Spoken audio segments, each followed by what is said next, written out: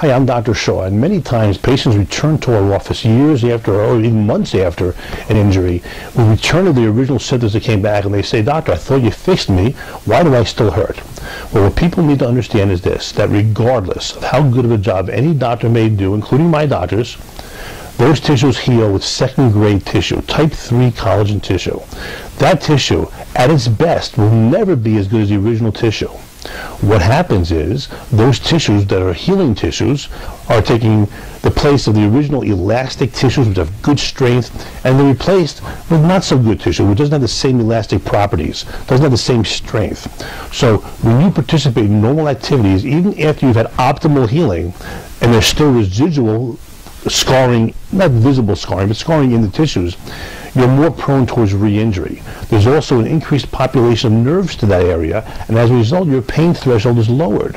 So now you have tissues which are inadequate to support normal function, with an increased population of nerves, lowering your pain threshold. So many people have problem over time with return of symptoms, and that's why we kind of recommend for many of our patients that they maintain their home exercise program, maybe not to prevent ever having a return of symptoms, but prevent the frequent return of symptoms.